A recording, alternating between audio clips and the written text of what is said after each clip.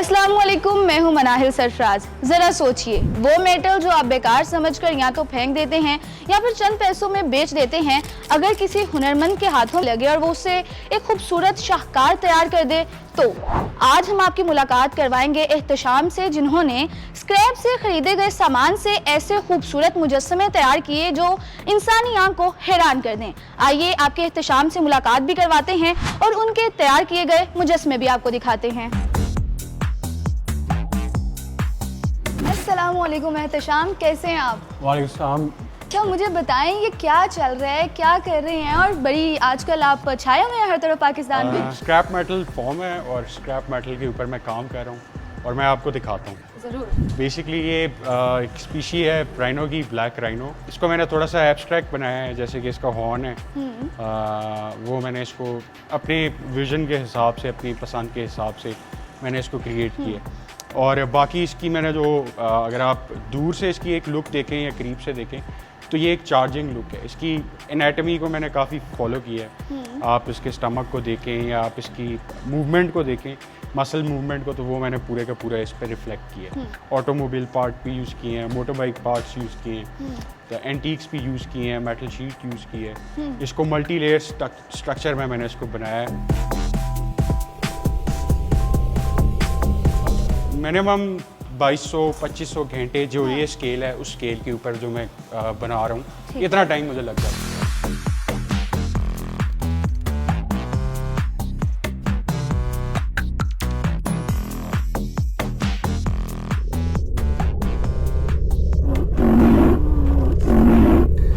जैसे आप ये देख रही हैं, ये 22 फुट की लेंथ में, height wise it is approximately 12 foot के करीब ये हाइट है। और इसके ऊपर लिस्ट ऑफ जो मटेरियल्स हैं वो ऑब्वियसली स्क्रैप मटेरियल्स भी हैं, बट कस्टम मेड मटेरियल्स भी हैं।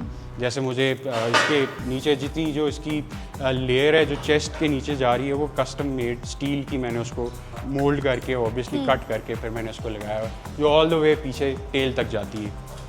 मटेरियल्स ऑब्वियसली मैं पिक करता हूँ, उनको रिसर्च करता हूँ, देखता हूँ कि एज पर द स्ट्रक्चर कौन सी मुझे बेस्ट फॉर्म समझ आ रही है। ये लर्निंग प्रोसेस है। I am a self taught person, तो मैंने ये फॉर्म्स मल्टीपल अटैम्प्ट्स के बाद ये फॉर्म्स अचीव करनी शुरू की। ऑलमोस्ट मुझे 1 साल तकरीबन हो गया है करते हुए। और जैसे कि मैं फैब्रिकेशन का, स्टील फैब्रिकेशन का काम कर रहा था, तो वो उस टाइम के ऊपर मैंने सोचा कि मैं अपने टाइम को यूटिलाइज़ करूं, अपनी एनर्जीज़ को चैनलाइज करूं, अपने आप को एक्सप्रेस करूं, अपने एंगर को निकालूं। अगर आप मुझे पूछें कि कैसे हुआ है, क्यों हुआ है, ये एग्जैक्टली क्या रीज़न था कि मैं इस चीज़ में, मतलब मैंने सोचा था कि जैसे मैंने स्टार्ट किया था मार्कोर से, तो जब वो मैं बना रहा था तो उसमें मैं इस प्रोसेस को सीख रहा था। तो वो बनाने के प्रोसेस में मैंने बहुत बार उसको गलत किया, ठीक किया, फिर गलत किया। मुझे ये पता था कि मैं जब ये फॉर्म्स क्रिएट करते करते जब मैं इसको लॉन्च करूँगा तो लोग अप्रिशिएट करेंगे, बट मैंने ये नहीं सोचा था कि मुझे इतना ज़्यादा अप्रिसिएशन मिलेगी। बट ऑब्वियसली मेरी लिस्ट ऑफ स्कल्पचर्स हैं जो मैंने पाकिस्तान को, यहाँ के लोगों को इवेंचुअली दिखाने हैं। मुझे मौका मिल गया, मैंने इस प्रोसेस को सीख लिया, तो इवेंचुअली वो आपके सामने एक काम की सूरत में नज़र आना शुरू हुआ।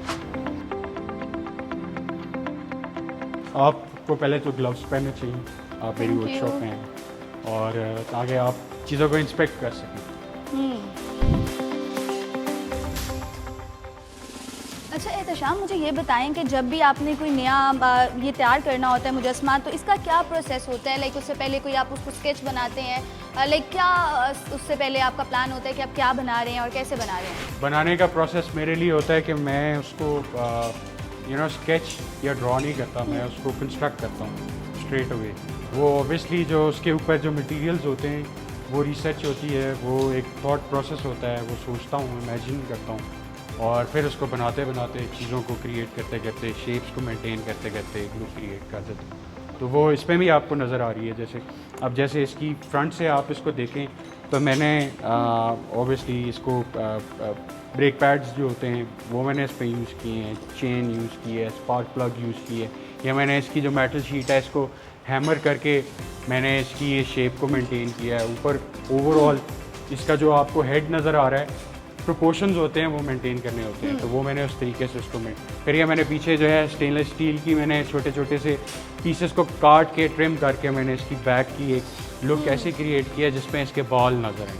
चेन को भी रखने का यही रीज़न था, इसके नीचे प्लग्स को। फिर आप इसकी नीचे लेग को देखें तो ये मैंने इसकी लेग की एक मसल को शो किया है, स्टेनलेस स्टील को कट करके थोड़ा सा उस मसल को ऐसे कंस्ट्रक्ट किया है कि वो नज़र आए। फिर इससे नीचे मैंने स्पून्स लगाई हैं, स्पून्स के साथ मैंने इस पूरी लेग को कंस्ट्रक्ट किया। तो बहुत सारी चीज़ें होती हैं, छोटे बड़े साइजेस होते हैं, ब्लॉक फॉर्म्स होती हैं जिनको आप इमेजिन करते हैं, आप उनको मल्टीपल टाइम लगाते हैं, एक्सपीरियंस करते हैं, फिर उसके बाद आप सोचते हैं कि वो लगेगा कि नहीं अच्छा। तो मैं चाहता हूँ कि लोग इस इंफॉर्मेशन को यूटिलाइज़ करें, इस प्रोसेस को लर्न करें और इससे जॉब क्रिएट करें, इससे रेवेन्यू क्रिएट करें और खूबसूरती लेके आएँ।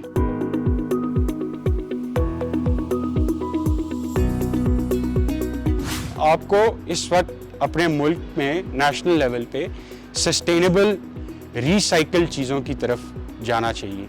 आपको लोगों को मोटिवेट करना चाहिए कि वो जब कचरा फेंकें तो वो एटलीस्ट ये सोचेंगे, मतलब मैं तो मेटल फॉर्म को देखता हूँ बट स्क्रैप इज़ हज़ारों किस्म का स्क्रैप है, तो आप उससे कितनी कितनी चीज़ों को बना सकते हैं, दुनिया में बनती हैं, तो हम लोगों को भी बनानी चाहिए।